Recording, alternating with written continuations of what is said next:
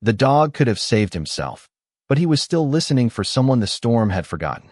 The patrol boat Sentinel 12 leans hard beneath a black North Carolina sky, its starboard rail already kissing the Atlantic as rain strikes the steel deck like handfuls of gravel.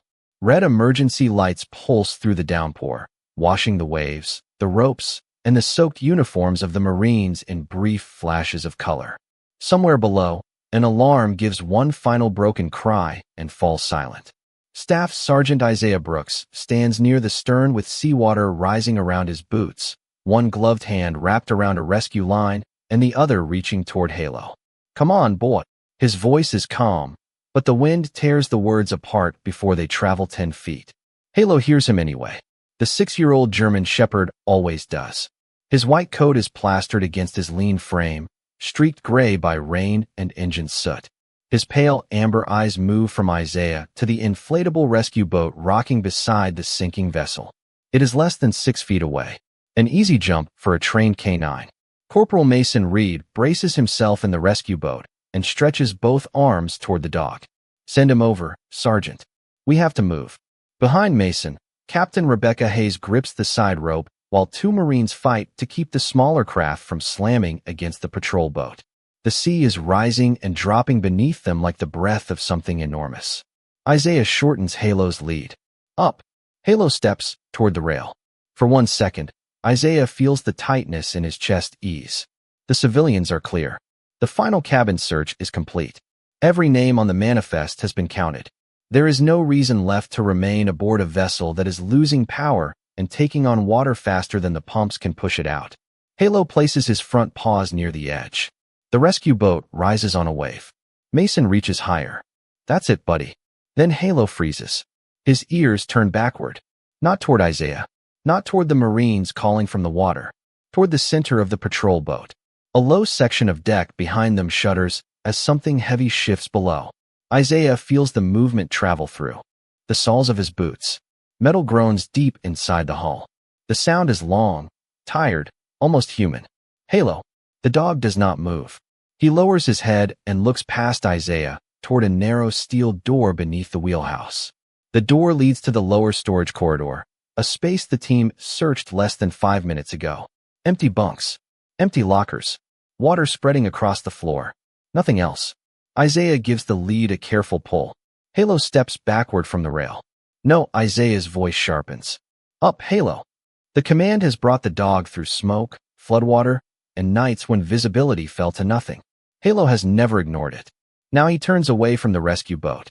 The line slides through Isaiah's hand as the white shepherd walks across the tilted deck, placing each paw with slow, deliberate care.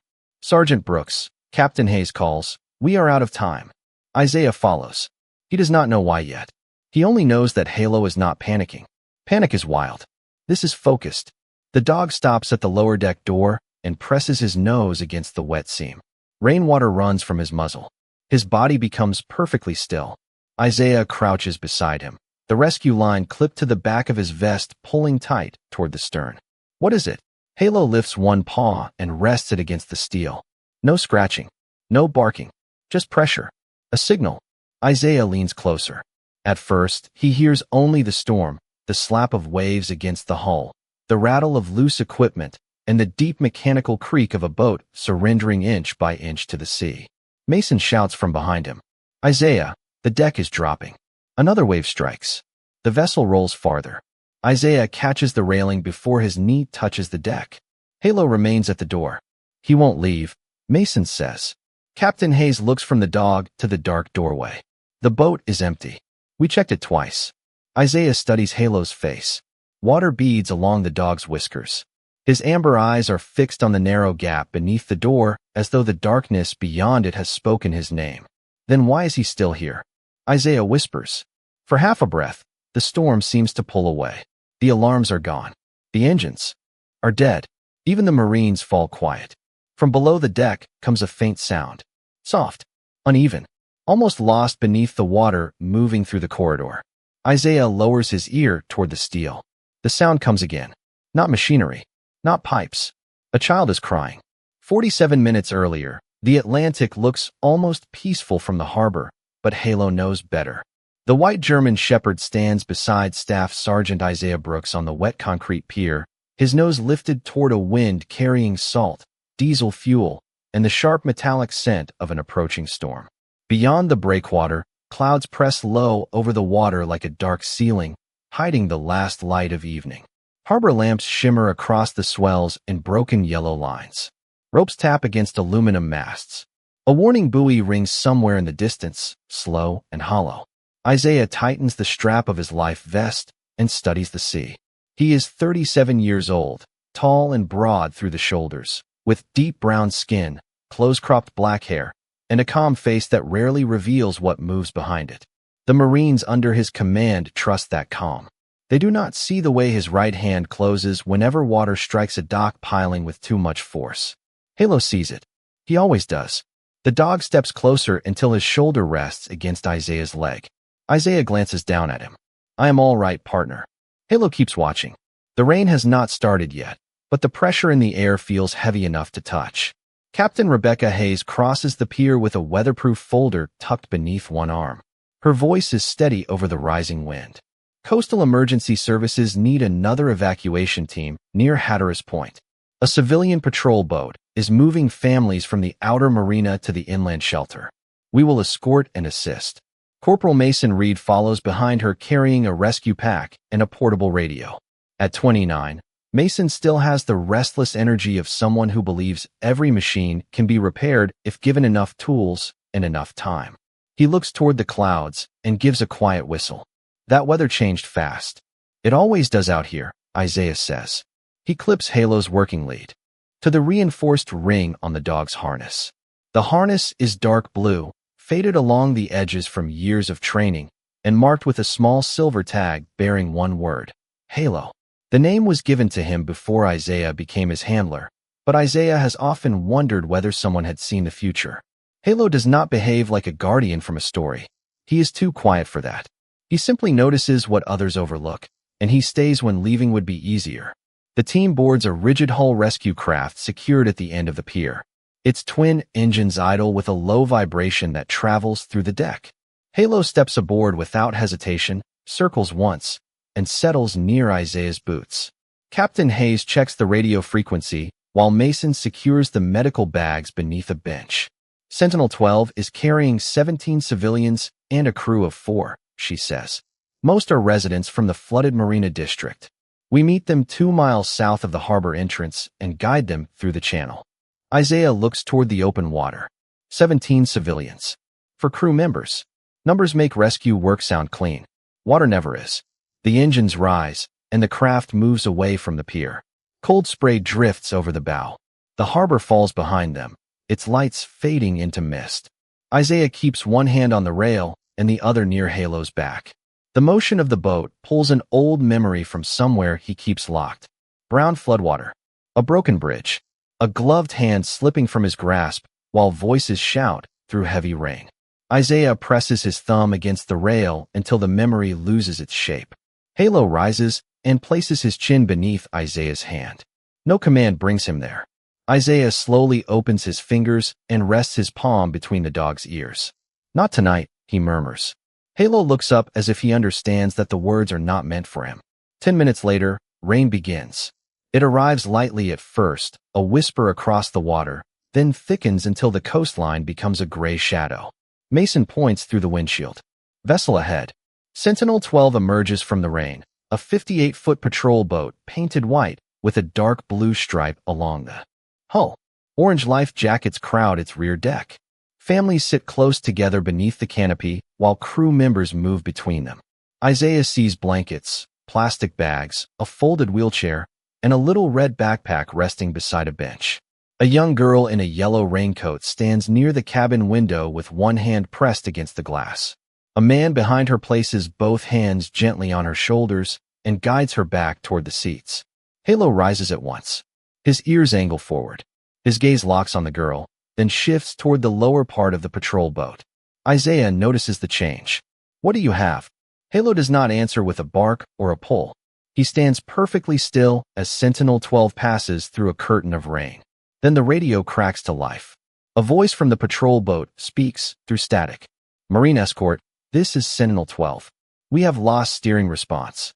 The transmission breaks beneath a sudden metallic sound. The little girl disappears from the window. Halo lifts his head sharply. 1 second later, the Mayday call begins. The Mayday call tears through the radio in fragments, swallowed and returned by the storm. Sentinel-12 to Marine Escort. Steering is unresponsive. We are drifting toward the shoals. Captain Rebecca Hayes reaches for the transmitter while Mason Reed moves to the throttle. Sentinel-12, maintain engine power if possible. We are coming alongside. The patrol boat rolls sharply to port, then rights itself with a heavy shudder. On its rear deck, civilians reach for rails and one another. Crew members guide them toward the center line, speaking with the deliberate calm of people trying not to lend their fear a voice. Isaiah Brooks watches the little red backpack slide beneath a bench. The girl in the yellow raincoat is no longer near the window. Halo stands braced beside him, all 4 paws planted against the pitching deck. His pale eyes remain fixed on Sentinel-12. Bring us in on their sheltered side, Isaiah says. Mason nods and turns the rescue craft through the waves. The distance between the vessels closes to 30 feet, then 20. Rain stings Isaiah's face. Diesel exhaust hangs low over the water, bitter and warm against the cold air. A loose line lashes against the patrol boat's railing with a sound like a clock running too fast. Isaiah hears another sound beneath it, one that belongs to another year and another flood. A bridge outside Wilmington had failed during a tropical storm 8 years earlier. Isaiah had been younger then, strong enough to believe strength could solve anything. He and Gunnery Sergeant Daniel Cole had crossed the flooded roadway to reach a stranded family. They got the family out. The current rose before the Marines could follow. Daniel lost his footing within arm's reach of safety. Isaiah caught his wrist. For 3 seconds, perhaps 4, they held on to each other while brown water pulled at everything around them. Daniel did not shout. He only looked at Isaiah and said, "Take care of them." Then his glove slipped through Isaiah's hand. The rescue report called it an unavoidable loss. Isaiah called it the moment he should have been stronger. Even now, the memory returns whenever water strikes metal in the dark. It does not arrive as a picture. It arrives as pressure in his palm. Halo presses against his leg. Isaiah looks down. The dog is watching him now, not the patrol boat. "I am here," Isaiah says softly. He is uncertain whether he is reassuring Halo or answering Daniel across the years. The white shepherd leans into him for 1 steady second, then turns back toward the emergency. Captain Hayes lowers the radio. Their rudder assembly may be jammed. They are also reporting water near the engine compartment.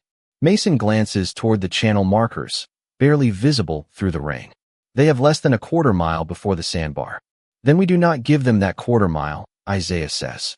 The 2 vessels draw close enough for the Marines to see the faces beneath the patrol boat's canopy. An older man holds a blanket around a woman's shoulders. A mother keeps both arms around a sleeping toddler. A crew member in an orange jacket raises a heaving line and waits for the right moment. Mason matches their speed. The boats rise together, separate, then rise again. Now Isaiah calls. The crew member throws. Isaiah catches. The wet line against his chest, loops it around a cleat, and secures the heavier tow rope attached behind it. The knot holds. For the first time since the Mayday call, Sentinel-12 stops, sliding sideways. A cheer almost begins among the passengers, but a deep vibration passes through the patrol boat and silences them. Halo's ears lift. Somewhere inside the larger vessel, machinery grinds and stops. The deck lights flicker once. Captain Hayes speaks into the radio. "Prepare to transfer civilians. Children and anyone needing assistance move first." The rear gate opens. Marines stretch a safety line between the boats, and the evacuation begins one careful person at a time. Isaiah stands at the receiving point with Halo beside him. The dog's white coat shines beneath the emergency lights, a quiet landmark in the rain. Each frightened passenger sees him and seems to breathe a little easier. A boy reaches out as he passes. Halo lowers his head long enough for the child's fingers to touch his wet fur. Then he returns to watching Sentinel-12. 12 civilians cross. Then 15. A crew member carries over the folded wheelchair. Another hands Mason a clear pouch containing the passenger manifest. Captain Hayes counts faces while Isaiah scans the patrol boat's windows. 17 civilians, she says. That is everyone listed. Isaiah looks down at the waterlogged document. Several marks have blurred into blue streaks, but the final count is written clearly at the bottom. 17. He looks back toward the cabin. The yellow raincoat is gone. The red backpack remains beneath the bench. Halo sees it too. His body tightens, and a low breath leaves his chest. Isaiah places one hand on the dog's harness. You remember her. Before Halo can move, Sentinel-12's captain calls across the gap. We have water coming through the lower passage. I need help with the final sweep. Isaiah clips a second line to his vest. Captain Hayes studies the darkening vessel, then nods once. Brooks, Reed, take Halo and check every compartment. 5 minutes. Isaiah steps toward the patrol boat as it rises on the next wave. Beneath his glove, the old pressure returns to his palm. This time, he closes his hand around Halo's lead and does not let go. Isaiah crosses first, timing his step with the rise of the patrol boat. His boots strike the wet deck, and Halo lands beside him a second later, balanced and silent despite the steep angle beneath his paws. Mason follows with a flashlight, a portable pump gauge, and the end of the safety line clipped to his vest. Behind them, the rescue craft drops into the trough of a wave and disappears below the rail before lifting into view again. Captain Hayes raises one hand from across the gap. 5 minutes. No more. The captain of Sentinel-12 meets them near the rear cabin. His name patch reads Thomas Avery, and rain runs from the edge of his cap as he points toward the wheelhouse. Main deck is clear. Crew quarters are clear. We checked the passenger cabin twice. Isaiah looks toward the abandoned bench. The little red backpack is still there, trapped beneath a metal support. Who was wearing the yellow raincoat? Captain Avery follows his gaze. Confusion passes across his face. I remember a child near the cabin, but I thought she crossed with the others. She did not cross our side, Isaiah says. Mason opens the clear pouch and unfolds the soaked passenger list against the cabin wall. Ink has spread through several lines, turning names into pale blue shadows. The count says 17, he says. There were 17 civilians on the transfer. Isaiah studies the bottom of the page. The paper has torn along the final fold, removing part of the last column.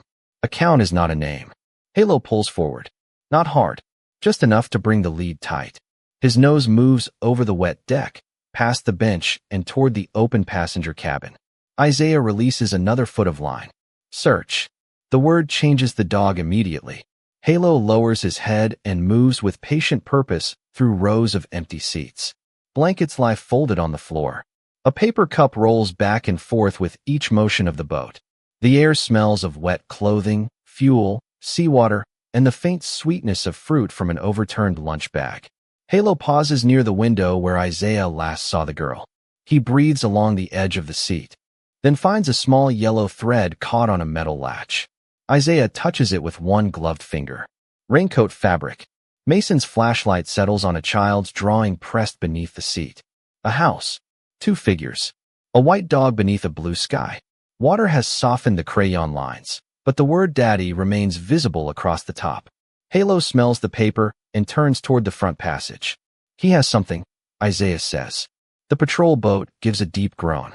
Mason places one hand against the wall to steady himself. Water level in the engine compartment is rising. We need to make this quick.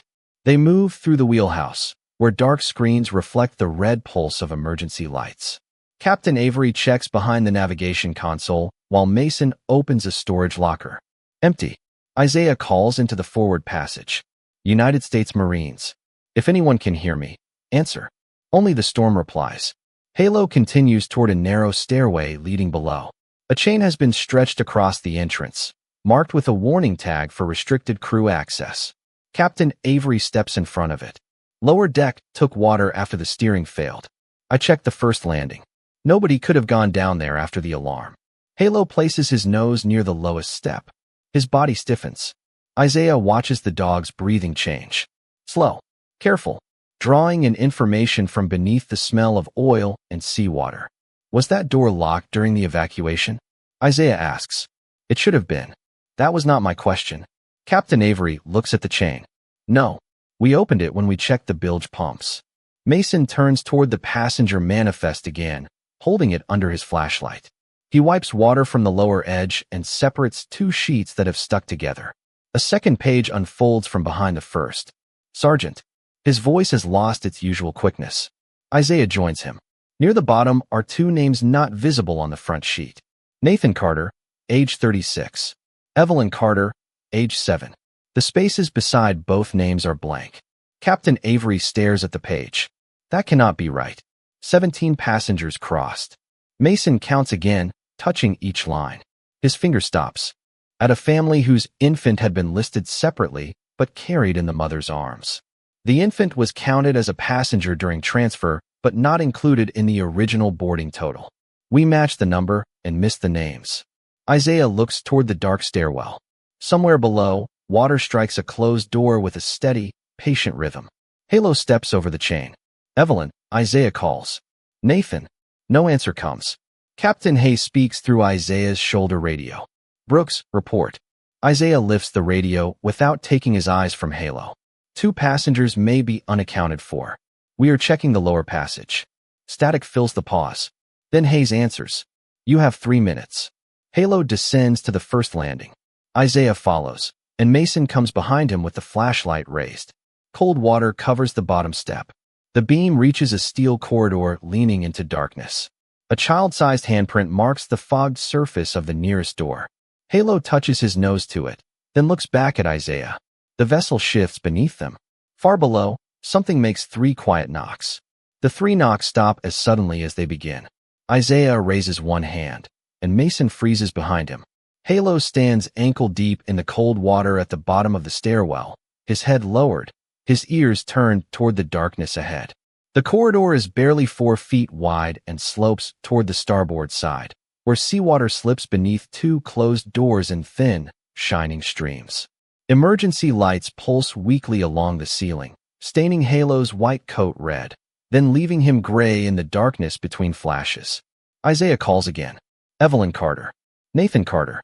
This is Staff Sergeant Isaiah Brooks with the United States Marines. Make any sound you can. He waits. Water taps against steel. A loose cabinet latch clicks with each roll of the boat. Somewhere beyond the walls, a pump struggles with a low mechanical hum. No voice answers. Mason checks the first door and finds a crew bunk room with 4 narrow beds, all empty. Isaiah opens the second. Life jackets drift across a storage compartment, their orange fabric moving gently on the dark surface like fallen leaves. Halo enters each space, smells the air, then returns to the passage without signaling. The knocks might be a loose pipe, Mason says. His words are quiet, almost apologetic. Isaiah looks at the dog. He would not come down here for a pipe. Halo moves farther along the corridor. The water rises from his paws to the lower half of his legs, but he does not hesitate. Isaiah follows with one hand on the wall. The cold pushes through his uniform and settles against his skin. Every step pulls the old memory closer, but Halo's lead remains warm and solid in his grip. They pass a small galley, a laundry closet, and an equipment room where boxes have slid into a corner. Each space is empty. Mason keeps checking his watch. 2 minutes are gone. Captain Hayes speaks through the radio before Isaiah can answer. Brooks, the vessel is listing another 5 degrees. Complete the sweep and return to the main deck. Understood, Isaiah says. Halo reaches the end of the passage and stops before a watertight steel door. A faded sign identifies the space beyond as auxiliary storage. Water curls from beneath it in a steady ribbon. Isaiah tries the wheel handle. It does not turn. Mason joins him and places the flashlight against the lock. Frame is twisted. The pressure from the other side may be holding it closed. Isaiah strikes the door with the flat of his hand. Evelyn. Nathan. Can you hear me? He presses his ear to the cold steel. At first, there is nothing. Then comes a faint scraping sound, followed by a soft bump. Mason hears it too. Cargo shifting. Halo does not react to the center of the door. Instead, he turns away and smells along the lower wall, moving past the frame toward a grated air vent near the floor. His nose touches the metal. He draws in one breath, then another. His body becomes still. Isaiah kneels beside him. A pale yellow fiber clings to one corner of the grate. He removes it carefully. It matches the thread they found near the passenger seat. She came through here, he says. Mason shines the light over the floor. Small wet marks lead from the stairwell toward the sealed door, but the rising water has nearly erased them. One print is narrow enough to belong to a child's boot. Another is larger. They were below during the evacuation, Mason says. They might have gone into storage before the collision. The boat rolls hard. Water surges through the corridor and reaches Isaiah's knees. The emergency lights fade, recover, then fade again. Captain Hayes returns over the radio. You need to leave now. Isaiah strikes the door once more. Evelyn, answer me. Silence. Mason grips the wheel handle with both hands and tries to force it. Metal complains but refuses to move. We need a pry bar and hydraulic spreader. We do not have either one down here. Isaiah looks at the water, then at Halo. The dog keeps his nose pressed near the vent, listening through steel and darkness. Halo, search. Halo smells along the door again, then turns back toward the stairwell. Isaiah feels a brief drop in his chest. Perhaps Mason is right. Perhaps the marks are old. Perhaps the sound is only equipment shifting as the boat settles. Rescue work sometimes ends with uncertainty, and uncertainty can be more difficult to carry than grief. They return to the main deck. Rain hits them with renewed force. Captain Avery has already crossed to the rescue craft. Hayes stands there with one arm extended. Move. Mason goes first. Isaiah guides Halo toward the rail. The distance between the boats is less than 6 feet. Up, he commands. Halo places his front paws near the edge. Then he stops. His ears turn toward the lower deck door behind them. Isaiah pulls gently on the lead. Halo up. The white shepherd steps backward. He turns away from safety and walks toward the stairwell again. At the threshold, he lowers his head and places one paw against the steel frame. Isaiah knows that posture. Halo has not finished searching. Then, beneath the storm and the groan of the sinking boat, a small voice begins to cry. The crying is so faint that for one uncertain second Isaiah wonders whether the wind has shaped itself into a human sound. Then it comes again, thin and broken beneath the deck, and every Marine on the rescue craft hears it. Captain Hayes lowers her hand. Mason turns toward the stairwell. Halo does not move. His paw remains pressed against the steel frame, his body rigid, his eyes fixed below. That is a child, Mason says. Isaiah is already unclipping the short safety line from the rail. Evelyn, he calls into the darkness. We hear you. Keep making noise. The answer is not a word. It is a small sob carried through metal, water, and the hollow spaces between compartments. Captain Hayes looks at the angle of the patrol boat, then at the waves breaking over the lower edge of the deck. You have 2 minutes, she says. After that, I pull everyone off whether you have found them or not. Isaiah nods once. There is no time to argue with the sea. Mason crosses back on his Sentinel-12 and opens the rescue pack. Inside are a compact pry bar, a coil of rope, a waterproof light, and a small battery-powered cutting tool designed for jammed hinges and thin metal panels. We cannot force that storage door against full pressure, he says. We need another way in. Halo turns from the stairwell and moves toward the passenger cabin. Isaiah follows, trusting the change in direction even before he understands it. The dog passes the bench where the red backpack remains trapped, then stops beside a narrow service hatch built into the wall below the windows. Mason kneels and wipes rain from the faded label. Ventilation access. He pulls the latch. It opens 3 inches and catches against something inside. A cold draft carries the smell of seawater, damp fabric, and something softer. Soap. Crayon wax. A child. Halo pushes his nose into the gap and releases one low breath. From somewhere beyond the hatch comes a weak tapping sound. 3 quick taps. A pause. Then 2 more. Isaiah crouches. Evelyn, tap again if you can hear me. 3 taps answer. His chest tightens, but this time the feeling is not fear. It is direction. Mason studies the access panel with his light. The ventilation shaft runs down and forward. It may connect to auxiliary storage through the upper bulkhead. The crying sounded lower because the shaft carried it along the hull. Can we open it? Isaiah asks. Mason examines the hinges. The panel, yes. The shaft beyond it is too narrow for either of us. Halo steps closer. The opening is barely wider than his shoulders. Isaiah sees what the dog has already understood. Remove the panel. Mason sets the cutting tool against the hinge pins. The motor whines beneath the storm. Sparks flash briefly against the wet deck, small and harmless, vanishing before they touch the floor. Isaiah keeps one hand on Halo's harness.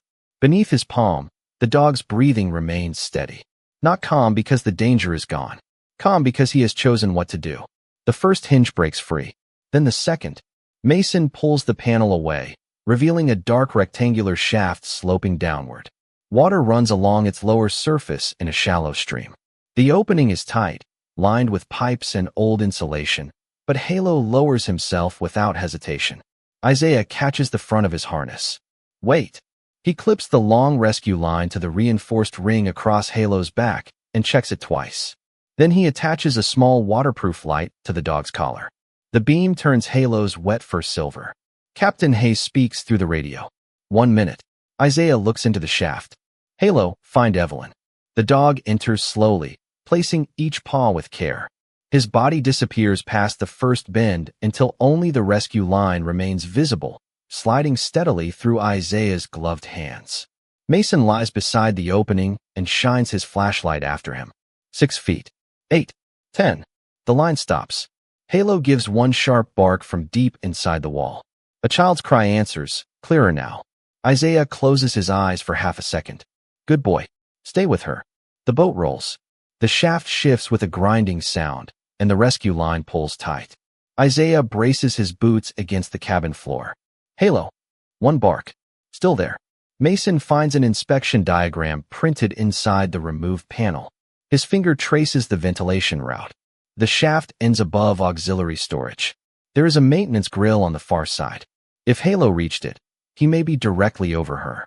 Isaiah speaks toward the opening. Evelyn, my dog is near you. His name is Halo. Can you see his light? Silence follows. Then a small voice rises through the shaft. I see him. Isaiah bows his head, not in relief, not yet, but in gratitude for one clear answer. Stay where you are. We are coming to you. The emergency lights flicker and go dark. The cutting tool stops. The pump below falls silent. For the first time, the vessel contains no mechanical sound at all. Only rain. Only water. Only the quiet pull of Halo's line leading deeper into the sinking boat. Darkness changes the shape of the boat. Without the emergency lights, the passenger cabin seems smaller, lower, and filled with the slow breath of the sea. Rain drums against the windows. Water moves somewhere beneath the floor with a patient, rising sound. Isaiah keeps both hands on Halo's rescue line, feeling each small movement through the rope. The line shifts once, then holds steady. Deep inside the ventilation shaft, Halo gives another single bark. Evelyn answers with a frightened whisper. Please do not leave. Isaiah leans close to the opening. We are not leaving you, Evelyn. Keep talking to Halo. He is staying right there. Mason turns on a second waterproof flashlight and studies the maintenance diagram. The beam trembles over faded blue lines showing ducts, storage spaces, and narrow service passages. The shaft drops above auxiliary storage, but the main door is still blocked, he says. There is another access point through the forward equipment room.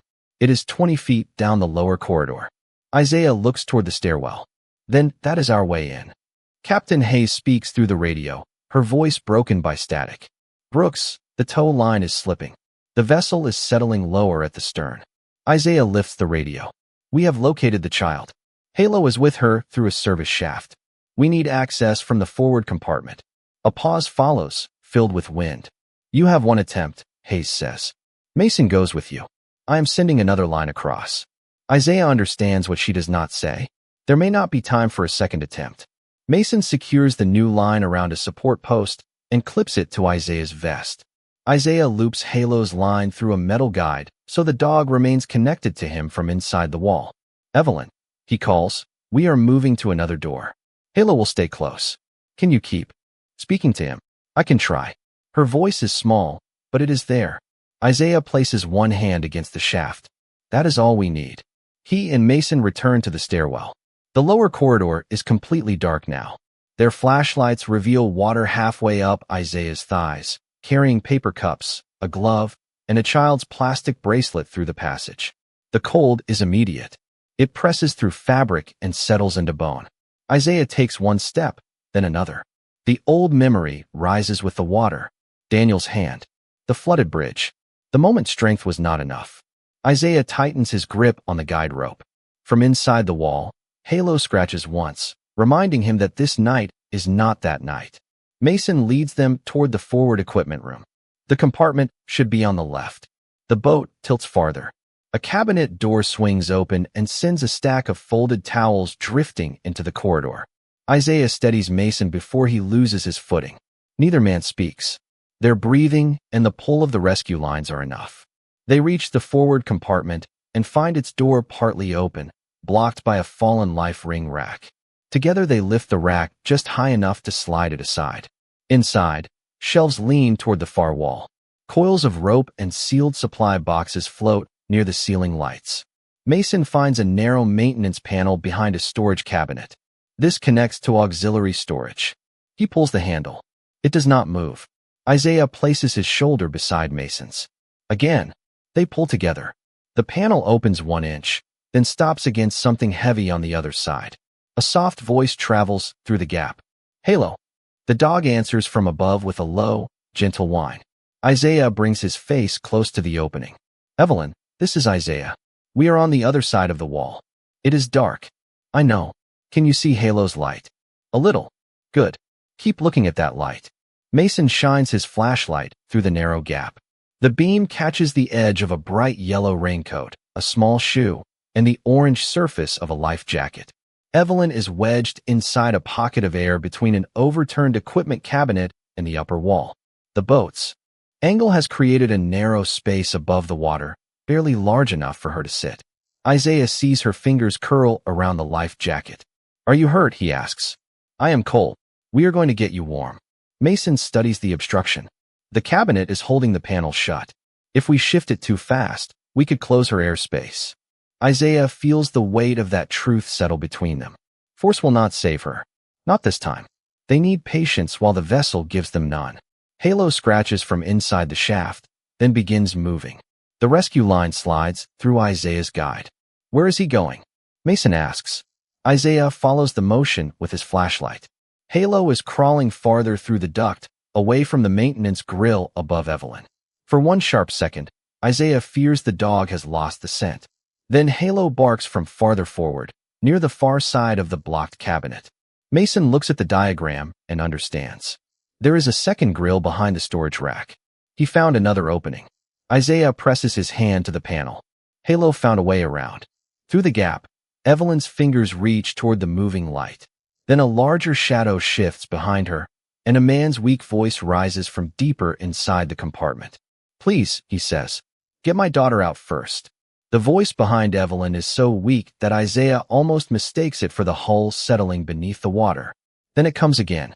"Please, get my daughter out first." Evelyn turns toward the shadow, and the small beam from Halo's collar catches the face of a man pressed into the narrow space behind her. His dark rain jacket is soaked. One arm is braced against the overturned cabinet, holding it away from the child's pocket of air. "Nathan Carter?" Isaiah asks. "Yes." Nathan draws a careful breath.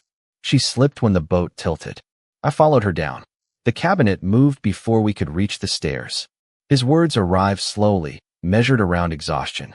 "How long have you been holding it?" Mason asks. Nathan does not answer. He only looks at Evelyn. That is answer enough. Isaiah presses closer to the opening. "Nathan, listen to me. We have located another access point. My dog is moving toward your far side. We are going to create room without shifting the cabinet toward you." Nathan closes his eyes for 1 second.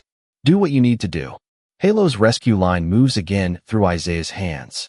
The dog is crawling through the final section of the shaft, following a route no person could fit through. His collar light disappears, then returns through a second grill behind the storage rack. Evelyn sees the glow and reaches toward it. "Halo," she whispers. The white shepherd answers with a gentle sound, low and steady, nothing like an alarm. It is the sound he makes beside Isaiah during long nights when sleep will not come. The sound that means he is still there. Mason studies the cabinet through the narrow gap. The upper corner is caught beneath a wall bracket. That is what is keeping it from falling farther, but it is also blocking this panel. He points toward the second grill. If Halo can pull the loose strap away from the base, we may be able to rotate the cabinet toward the outer wall by a few inches. Will that protect their airspace? Isaiah asks. If we move slowly. Mason shines his light through the opening. A nylon securing strap lies tangled beneath the cabinet, looped around the leg of the storage rack. Isaiah understands. The cabinet is not only wedged, it is tied in place by the very strap meant to keep it safe. He takes a small canvas loop from the rescue pack and clips it to the end of Halo's line. Halo, take. The dog's light shifts behind the grill. Isaiah pushes the loop through the narrow opening and lets it drop near the strap. Halo smells it, takes the canvas carefully in his teeth, and backs away through the service space. The line tightens. The tangled strap slides 1 inch, then catches. Easy, Mason says. Isaiah holds the rope steady. Halo pulls again. The strap releases from the rack with a soft snap, and the cabinet settles against the wall bracket without moving toward Evelyn. Nathan exhales. It moved. Only a little, Mason says. That may be enough. Together, Isaiah and Mason pull the maintenance panel. It opens 3 inches, then 5. Cold water rushes through the gap around their legs. The opening is still too narrow for Nathan, but wide enough for a child. Isaiah reaches one arm through. Evelyn, I need you to come toward my voice.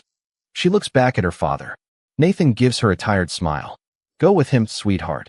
I am not leaving you. You are not leaving me. His voice grows firmer for her. You are making room so they can help me next. Evelyn clutches the orange life jacket against her chest. Halo's light shines beside her like a small moon. Isaiah keeps his hand extended. You can bring the jacket. Take my wrist when you are ready. The boat rolls, and water rises across the lower edge of the opening. Captain Hayes calls through the radio. Brooks, the stern is almost level with the sea. Tell me what you need. Isaiah watches Evelyn begin to move. A thermal blanket, oxygen, and every hand ready at the stairwell. They are ready. Evelyn reaches through the gap. Her fingers are cold around Isaiah's glove, but her grip is determined.